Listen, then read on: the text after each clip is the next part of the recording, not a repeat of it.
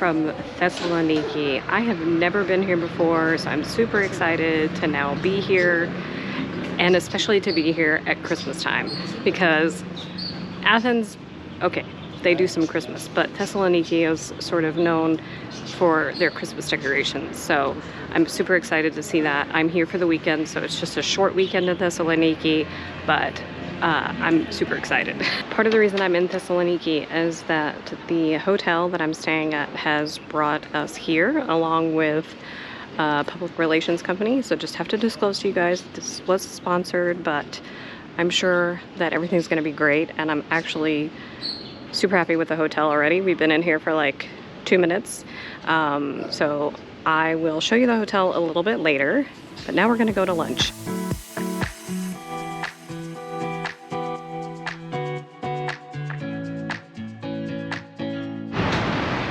We are walking to lunch, and they're building a metro here, and they keep finding artifacts, and this looks brand new, and you can see the metro stairs over here, but look at these marble columns. They're fantastic. I'm absolutely loving some of the architecture here. It's beautiful. Love this terracotta colored building here.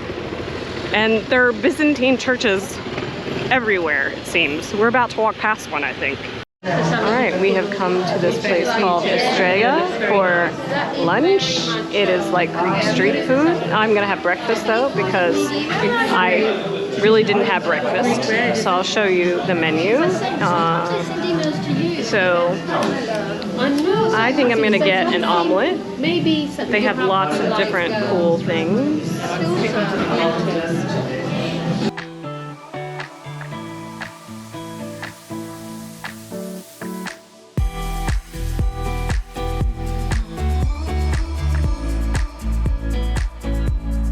We have walked down to the main square here. Look how beautiful with all the Christmas lights, and it's right next to the water. It's beautiful. I would actually say that the Christmas decorations in Thessaloniki are better than in Athens. I mean, even the houses have better decorations. Look at that.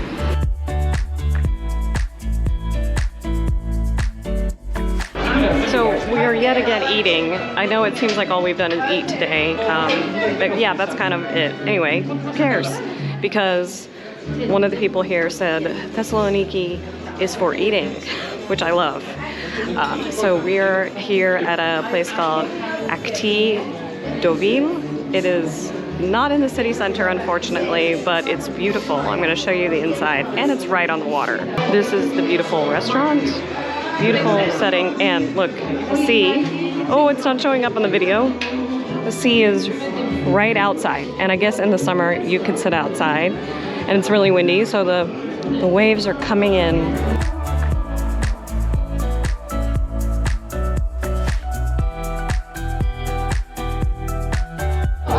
So once again, I have been given my own special plate, but this is what everybody else is getting. They're getting like spaghetti vongole with shrimp and everything. It looks amazing.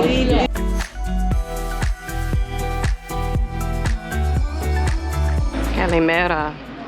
As you may be able to hear, I am sick. I knew I was sick yesterday. I went to the doctor.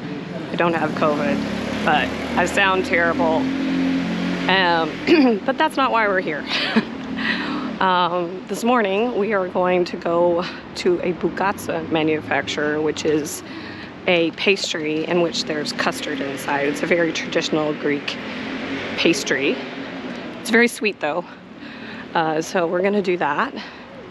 And then I'm gonna come back and show you this fabulous hotel that we're staying in. Do you know something about Bugata? I've eaten it. It's a very, very long story. The first time we hear about Bugata is from the Byzantine times.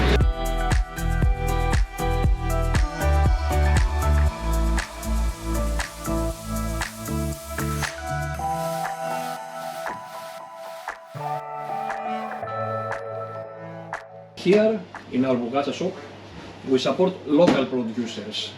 Ενισχύουμε πάρα πολύ τους τοπικούς παραγωγούς. Οπότε ό,τι υλικό χρησιμοποιούμε είναι από εδώ γύρω από τη Θεσσαλονίκη. Και είναι πάντα φρέσκα και της κορυφαίας ποιότητας, γι' αυτό βγαίνει και νόστιμο το προϊόν. Αυτή η τεχνική λοιπόν αναπτύχθηκε ανά τους αιώνες έτσι ώστε να γίνεται λεπτό το φύλλο και να ανοίγεται γρήγορα. Since he was speaking some Greek in that previous clip, basically he was saying that they developed this technique of making the dough open so that it would be faster. Then he was also telling us that the dough starts as 2 layers and then it becomes 4 and eventually then becomes 30.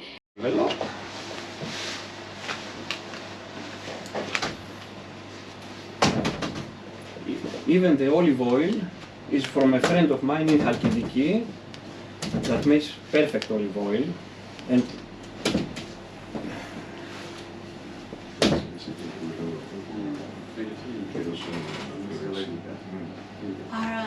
Mr.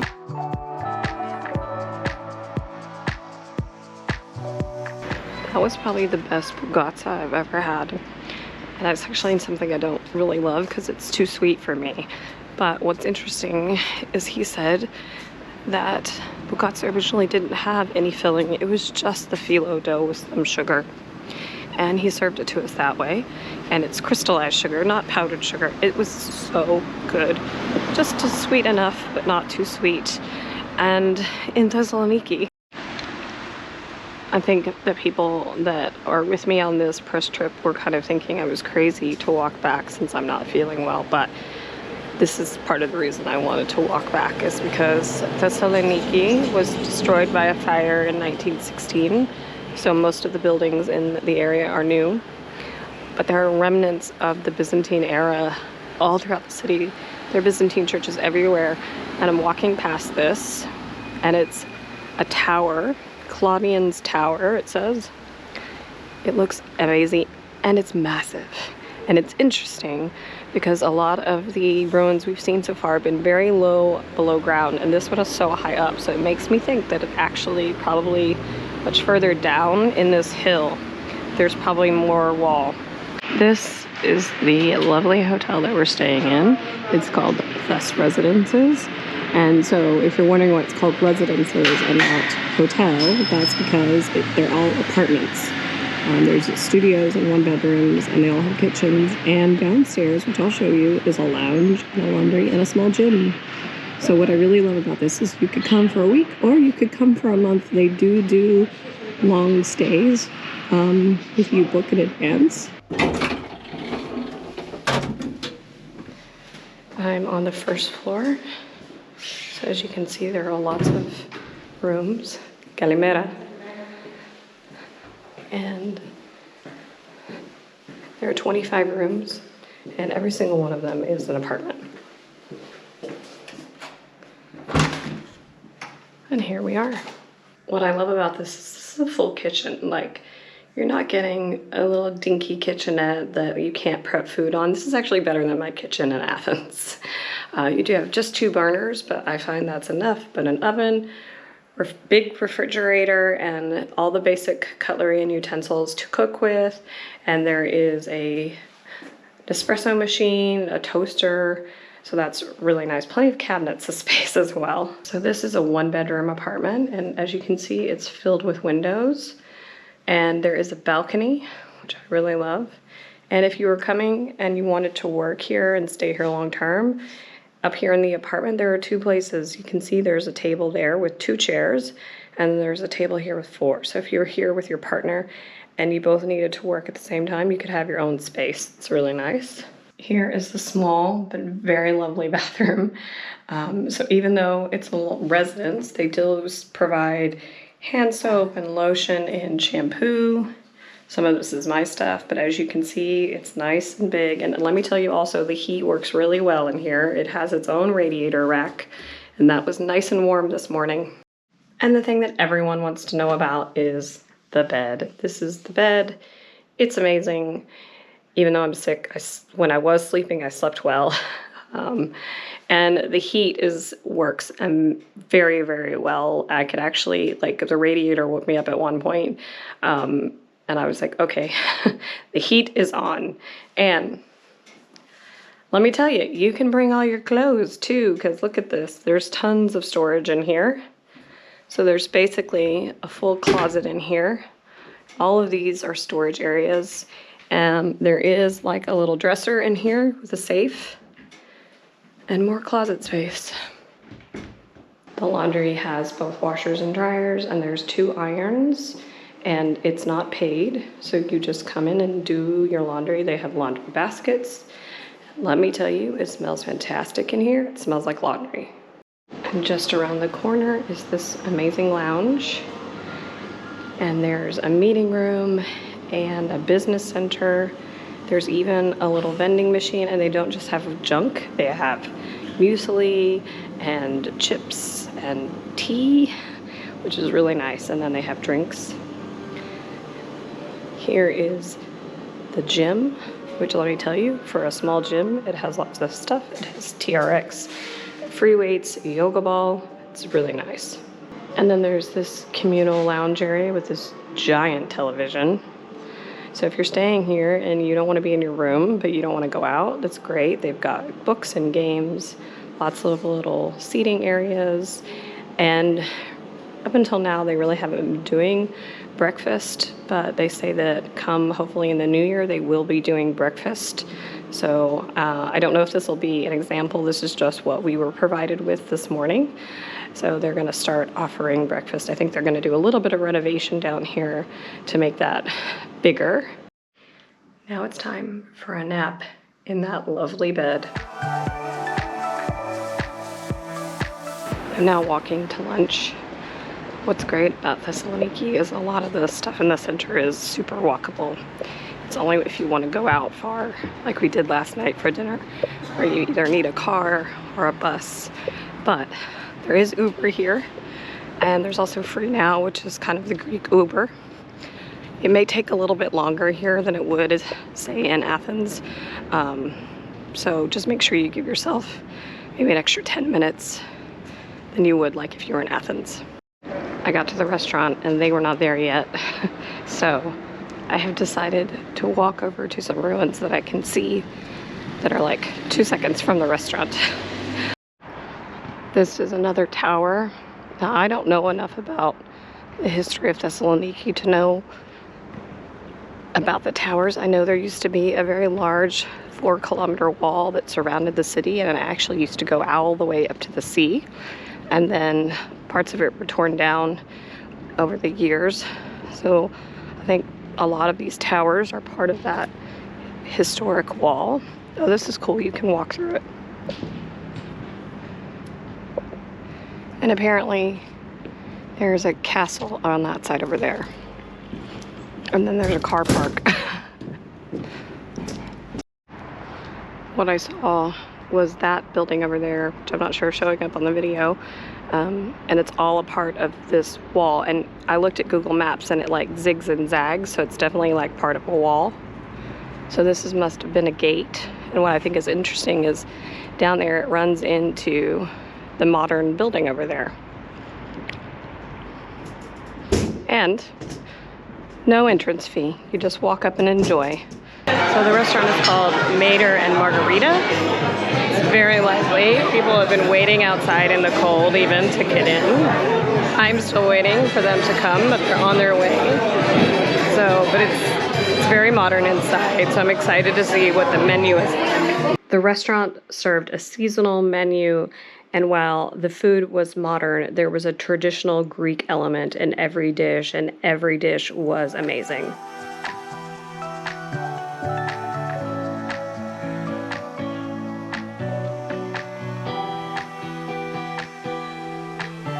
We are out doing some sightseeing today. We are at the White Tower, which used to be part of the city walls. This is all that remains of the sea city wall that was torn down in 1870. And it's cold, but it's beautiful today, as you can see. So our guide was telling us that there used to be a wall that came down that street and met here with the tower and the wall that was along the sea. And then the tower had its own wall as well. But when it rains, all the rain comes down this way and it formed a sandbank. And so basically we're walking on water. It's been sort of reclaimed over the many, many centuries of rain and things like that. But this is beautiful. Like, what a lucky city to have this long promenade on the water And there are so many people out today, even though it's cold.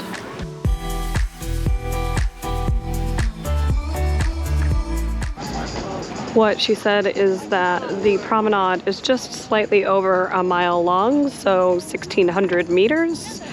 So you could literally come down here and just do your walk every day and get your exercise on this beautiful walk. This is the statue of Alexander the Great. It's massive, but it's very beautiful. And he is great. The statue is great, as is the man, apparently. We are now in the heart of the old town here in Thessaloniki called Anop. So these are the old citadel and the city walls, and they date from like way back. She was telling us, but I can't recall exactly. But originally, and I had this wrong earlier, there was about 5 miles of wall, and a lot of it has been torn down, but they didn't get to all of it, so about 4 miles remain. And as you can see, they're in really good condition. You can see all the way down to the main part of modern Thessaloniki from here. You can see the sea from here.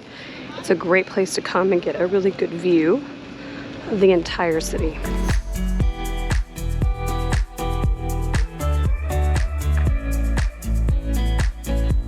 You can go inside, but it's just like a residential area. There is a castle inside, but you really can't go inside it. You can go to the inner courtyard and that's it. So you really just come up to see the walls and see the view.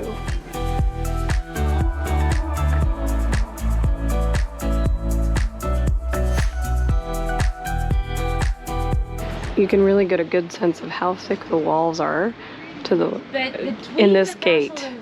This is amazing. We are now at AgiosDemetrios.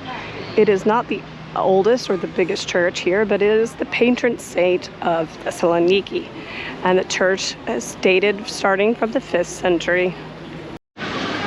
So this section here is the original 5th century church in the masonry up to the windows, which you can see the mosaics. And then beyond that is 20th century. It's amazing.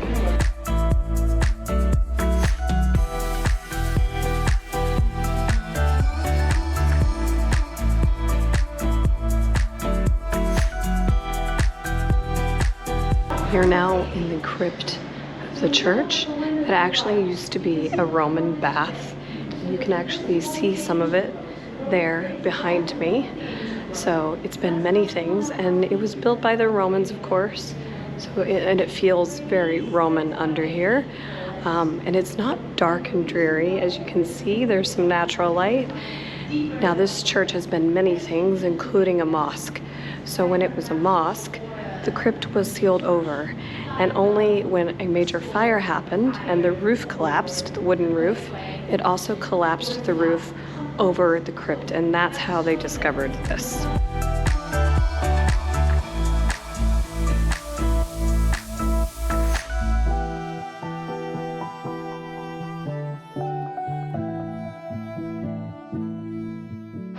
This is the remains of the Roman Forum here. I now feel like I've been transported to Italy. I don't think I've ever seen such a large Roman Forum outside of Italy, and to be in such good condition. It's amazing. I actually went, oh, when we saw it, exclaimed, because it's amazing. What I love is there are all these apartments. Here's a restaurant. This is your view. This is your view. Can you imagine this Roman Forum being your view? What a fabulous neighborhood to live in. We are back at Aristotle Square, which is where I showed you the Christmas lights earlier. And this is the upper part, and the Christmas tree and everything is down there near the sea. And this is the heart of Thessaloniki. There is a small Christmas village here, not like a traditional market. There are some things to buy, but it's mostly food, and there are small rides for children, but it's very festive. It's very nice.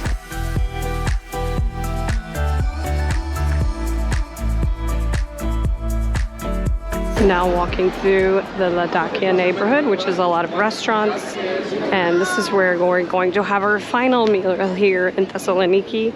I am very particular about fish, and I don't usually eat raw fish, but everything here was amazing, including the raw fish. I highly recommend this place. So this Ladakia neighborhood feels very hip and happening. There are all these restaurants to eat at, and obviously some really cool street art. And earlier, you could see that all the restaurants were super decorated for Christmas. I've made it back to the hotel. Sadly, I now have to leave. I hope you enjoyed this weekend, very quick weekend in Thessaloniki. I will see you guys in the next video. Thanks so much for watching.